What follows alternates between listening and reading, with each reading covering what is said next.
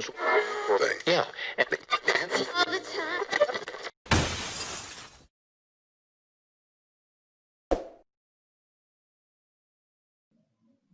Bienvenidos a todas y a todos a una nueva entrega de Sistema Roto.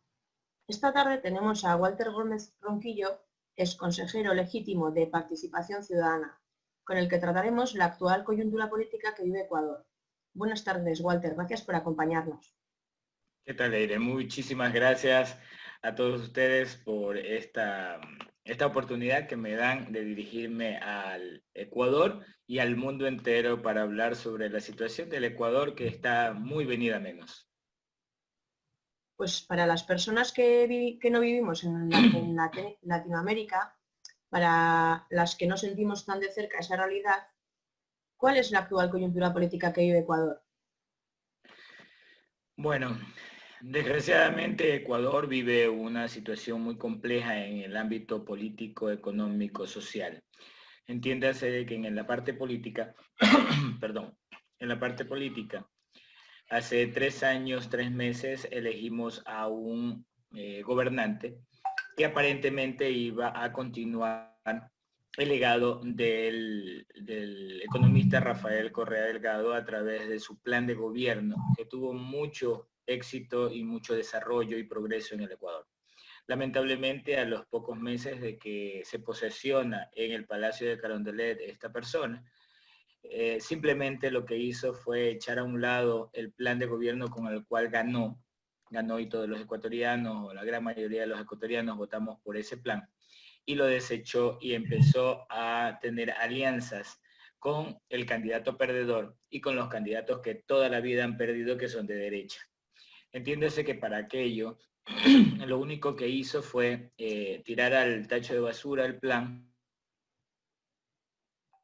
acciones que estaban dentro del plan de gobierno del señor Guillermo Lasso, de Creo, y de otros actores, donde iban contrarios al plan de gobierno que gana y a la secuencia del tipo de gobierno que llevamos en 10 años de la Revolución Ciudadana.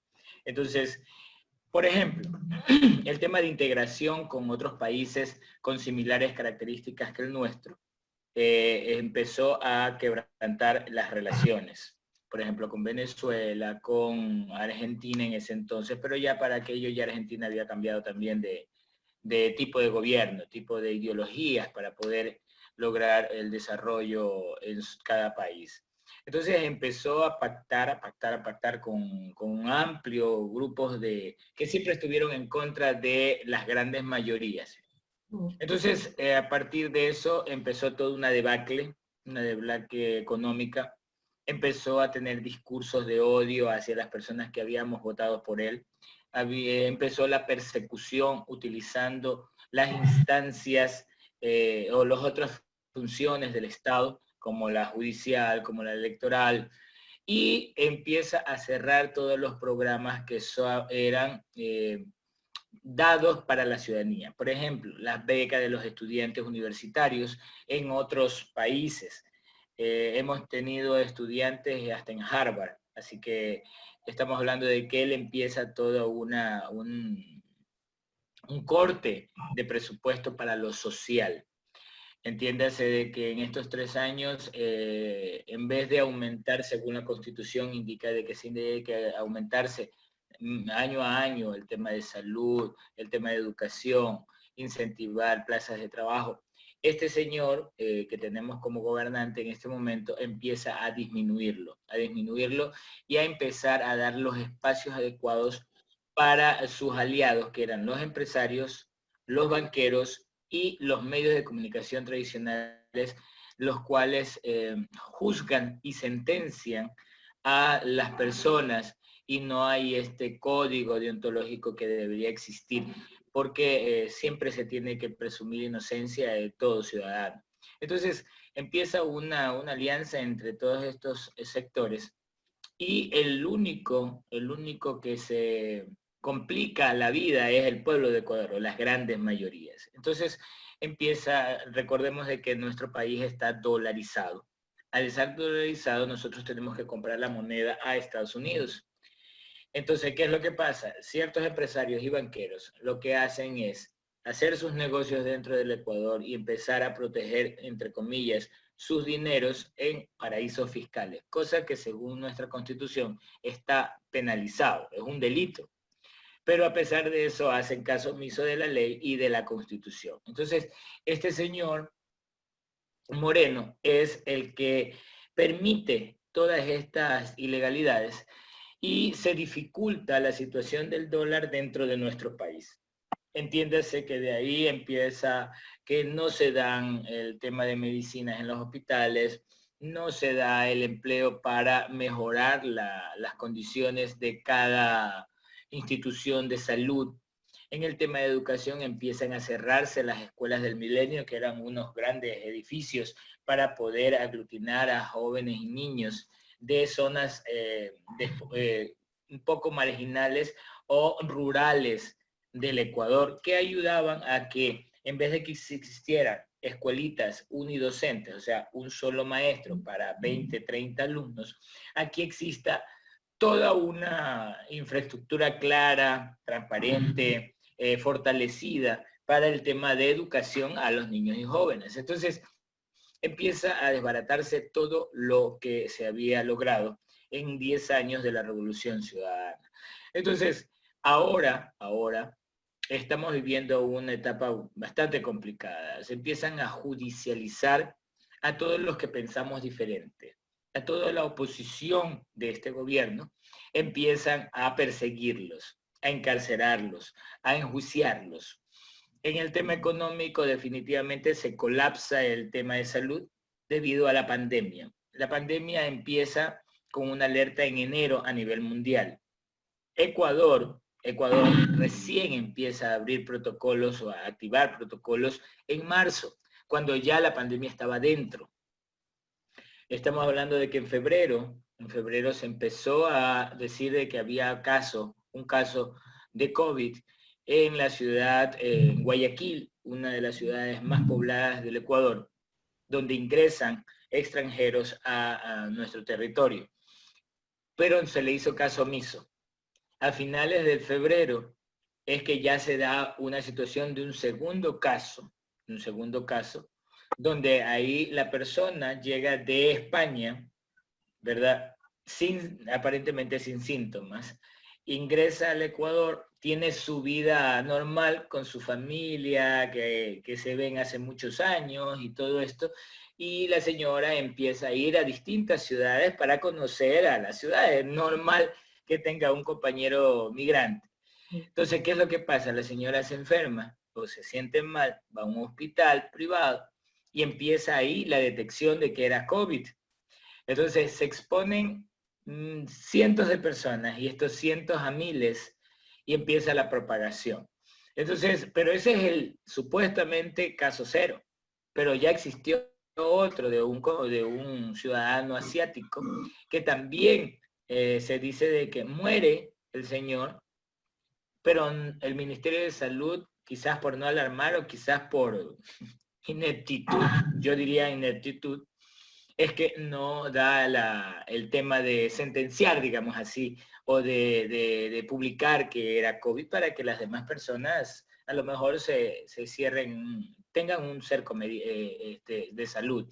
Entonces, todas estas ineptitudes se dan por este gobierno. El tema de educación se colapsa. Actualmente no se le paga a los servidores de salud, no se le paga a los compañeros maestros. Y como todos sabemos, estamos en una etapa de la educación a través de online, ¿verdad? En vez de que el gobierno les pague a los maestros, les dé las facilidades técnicas para poder ejercer la clase con los estudiantes a través de un computador y a través de la conexión de internet, no.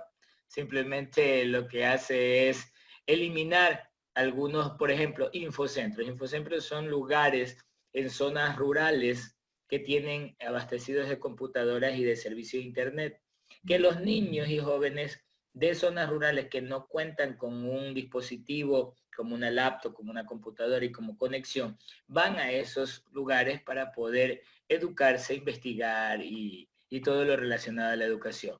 Este gobierno lo cierra. En vez de incentivarlos y incrementarlos, los cierra. Entonces, empieza todo un desfase. Una instancia del Estado que se llama Semplades, que era para planificar todo lo actuado durante todo el tiempo, siempre tratando de ser organizados, la elimina. Entonces, hay tantas inconsistencias de este gobierno. En el tema económico, fatal. En el tema económico se entiende de que él, en vez de preferir, como lo dispone la Asamblea Nacional, preferir que los recursos vayan hacia salud para poder intentar el bienestar de todos los ciudadanos, no. Lo que hizo fue pagar por adelantado a la deuda externa que tiene el Ecuador. Prefirió pagar a los deudores, perdón, a los acreedores, que a la salud. Entonces, ¿qué es lo que ocasiona? En este momento, Ecuador, según el registro civil, que es quien lleva las estadísticas de todo lo actuado a nivel poblacional, hay más de 32.000 muertos con exceso comparado con 2018 y 2019. Entonces, estamos hablando de que, y ellos intentan mentirnos a los ciudadanos que existen solo 10.000.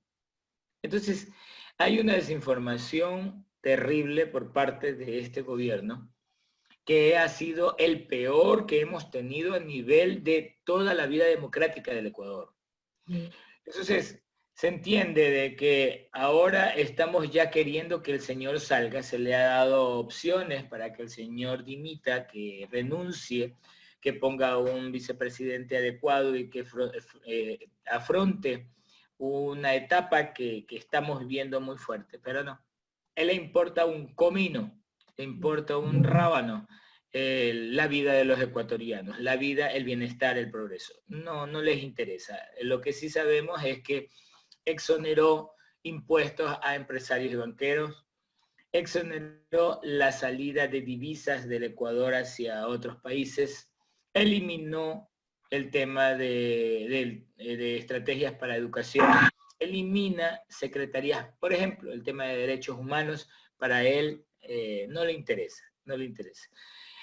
En octubre pasado hubo un levantamiento muy fuerte en el Ecuador, donde el grupo indígena se para muy fuerte, pero a pesar de todo esto, a quien judicializa es a la prefecta de Pichincha, que es una de las provincias donde está la capital de la República. Y simplemente por unos tweets que ella ayuda a decir, bueno, tienen derecho los ciudadanos de levantarse, de protestar, porque dentro de la Constitución existe el derecho a la resistencia, está consagrado. A pesar de eso, la vinculan y hoy por hoy está emprendiendo un juicio en contra de 3 líderes de la oposición, Paola Pavón, Virgilio Hernández y Cristian González. Sí. Hay asambleístas que están fuera del país por la persecución política de la misma Revolución Ciudadana. Sí, bueno, con todo lo que nos has contado, tenemos también en cuenta que actualmente Ecuador está en año preelectoral y se está preparando para las futuras elecciones que serán en el 2021. ¿Cuáles crees tú que son, aparte de lo que ya nos has dicho o de las que nos has dicho, cuáles crees que son las necesidades sociales a las que se van a enfrentar las diferentes formaciones políticas? ¿Y qué tipo de medidas proponen para cubrir esas necesidades sociales? A ver, necesidades sociales son hasta el momento las más básicas. Entiéndase, empleo, seguridad, educación, salud. Entonces, son las más básicas, las que no deberíamos estar hablando tú y yo en este momento. Ecuador debió haber estado ya empezando a decir, bueno, ya se cambió la matriz productiva, ¿qué otros productos adicionales deberíamos exportar? Productos, no materia prima, productos, porque lamentablemente Ecuador siempre se caracterizó por ser generador de materias primas, a las finales se iban al exterior, el exterior lo que hacía era convertirlos en productos y nos los vendían a vender acá. Entonces, estamos hablando de que ahora tenemos que tener un discurso desde hace 20 años, o sea, lo estamos empezando a retomar porque nos alaron hacia 20, 30 años atrás. Nos retrocedió este gobierno. Lamentablemente, todo el tema de hidroeléctricas, cuando nosotros comprábamos electricidad a nuestros países vecinos, ya teníamos una hidroeléctricas que ya estábamos generando para nosotros vender a otros países, no, ahora retrocedimos.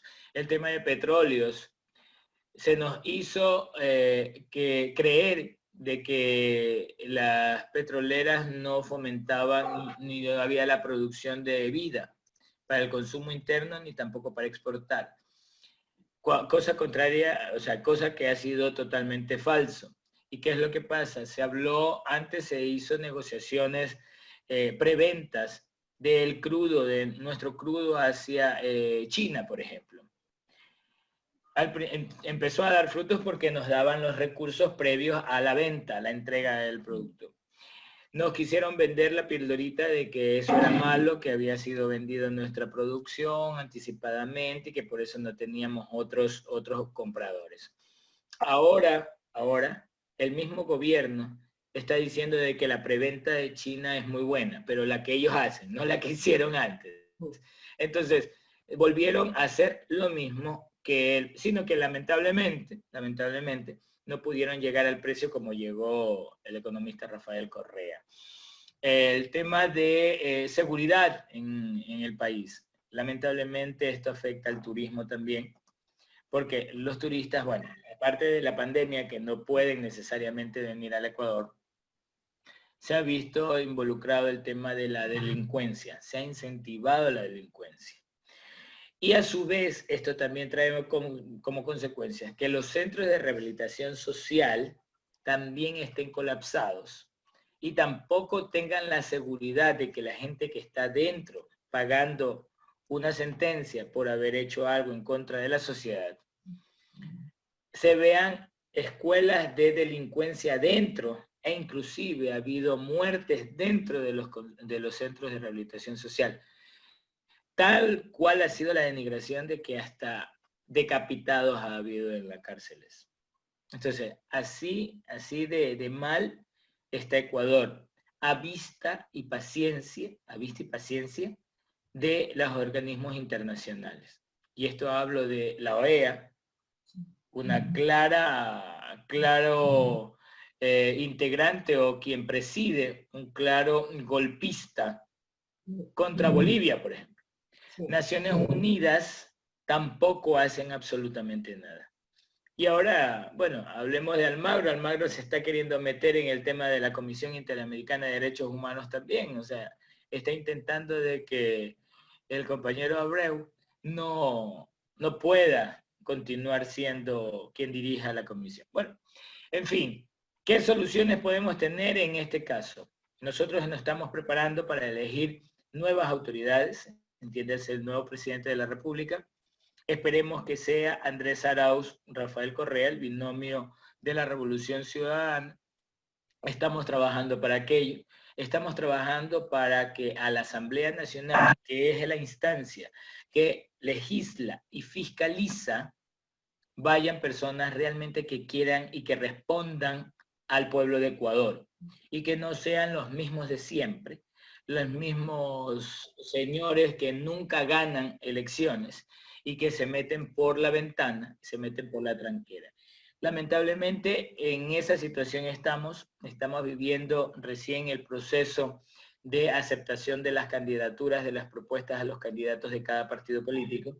Se entiende de que en pocas semanas ya hay la inscripción formal de todos estos actores nuevos y jóvenes que están ya incursionando en los partidos políticos que responden a la ciudadanía.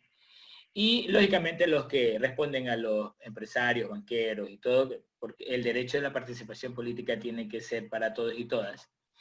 Pero se entiende que el 7 de febrero del 2021 se van a dar las elecciones en el Ecuador y a partir de eso estamos casi convencidos de que la esperanza, el progreso, el bienestar, el desarrollo, la salud, el trabajo, la educación volverán al Ecuador?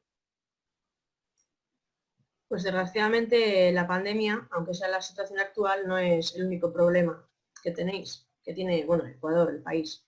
La corrupción ha golpeado fuerte y en la anterior entrevista que hicimos escrita dijiste que la corrupción tiene un origen estructural, que el propio sistema capitalista, y también aludiste a la falta de educación de las personas en lo referente a derechos y valores.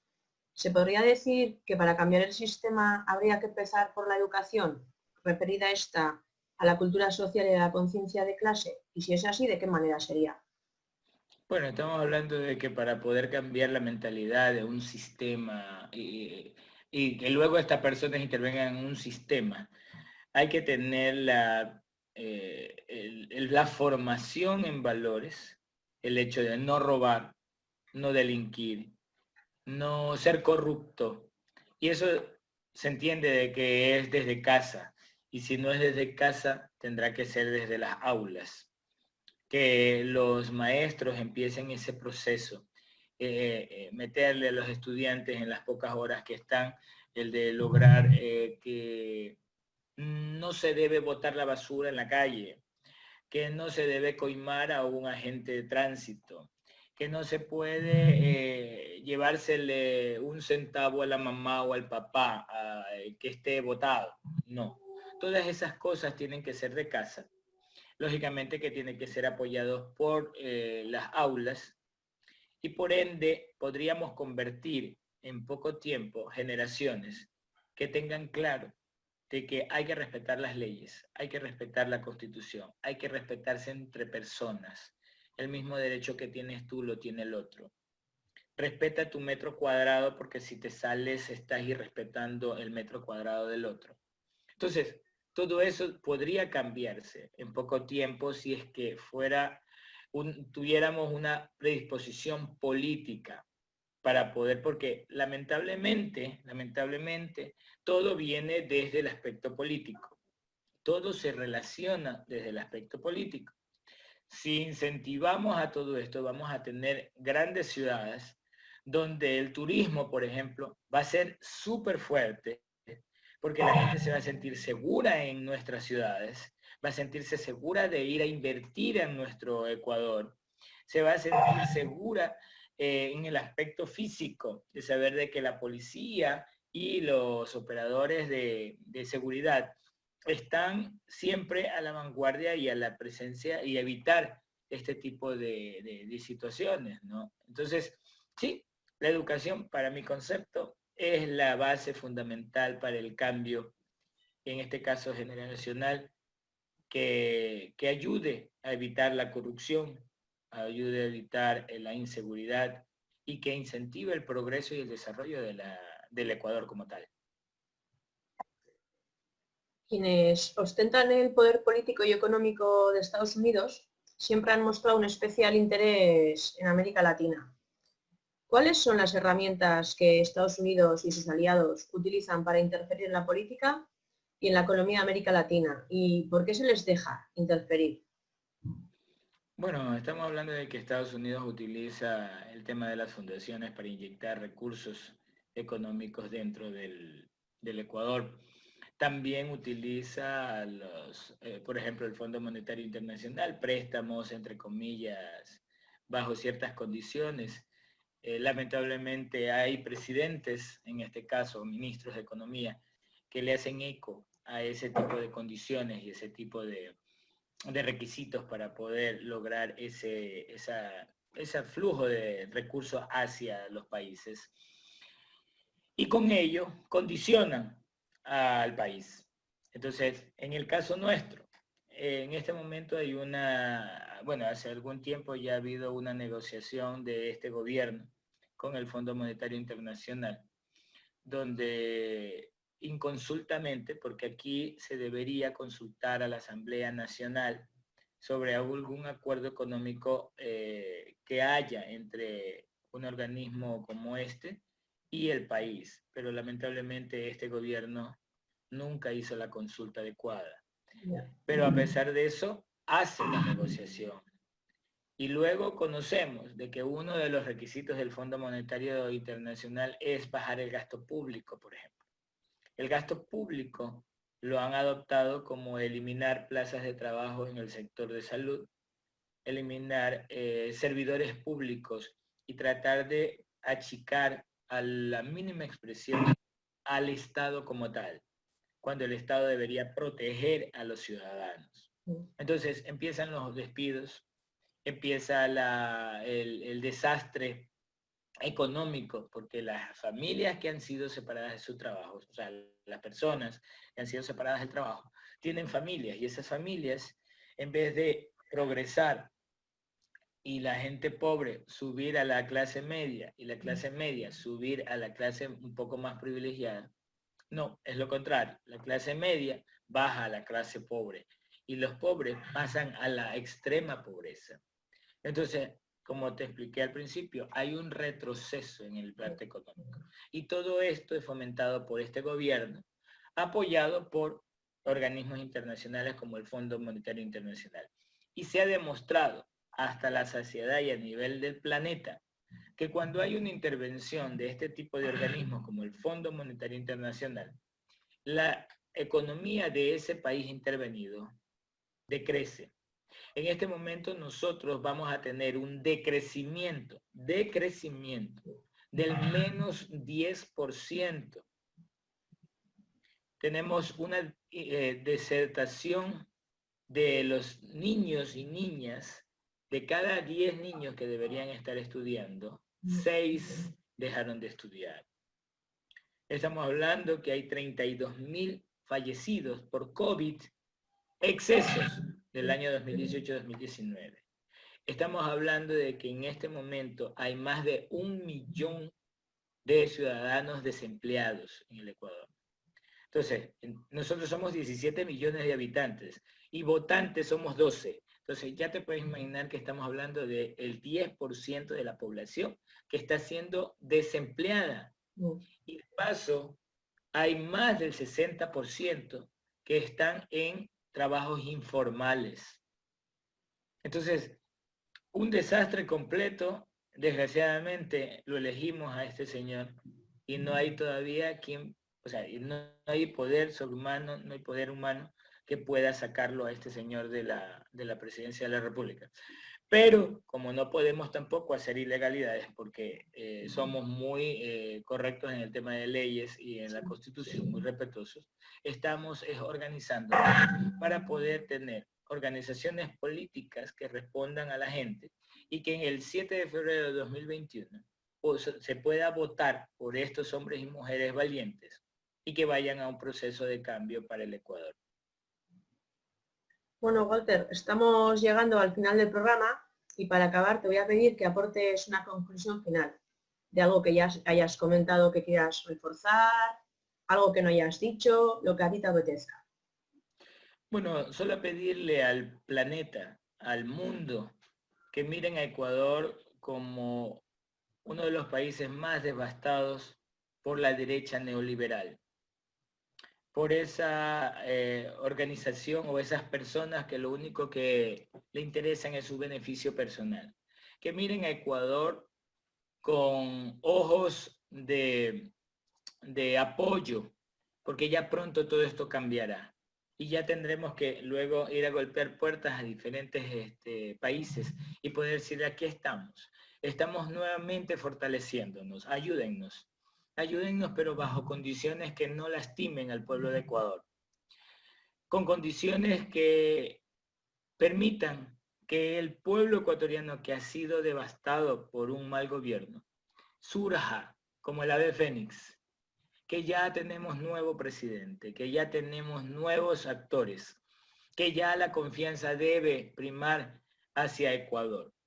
Que Ecuador se levanta como el ave fénix, como lo dije, y que pronto estaremos mucho mejor. Pronto lograremos que haya más educación, más empleo, más ciudadanos orgullosos de ser ecuatorianos. A ese grupo de ciudadanos que están fuera del país, que tengan paciencia, que tengan esperanza, que estamos luchando también por ellos, porque pronto retornen y que acá también inviertan, que también necesitamos ayuda de todos ellos. A toda esa gente del Ecuador entero, que sigamos resistiendo, que ya pronto esta pesadilla terminará, que ya pronto actores y actrices que responden realmente a la población, vamos a llegar a nuevamente devolverle el poder al ciudadano, nuevamente responder hacia las verdaderas necesidades que tiene nuestro pueblo de Ecuador. Que tengamos paciencia, que ya estamos trabajando por recuperar la patria grande. Bueno, hemos llegado al final de la entrevista. Muchas gracias, Walter, por tu participación.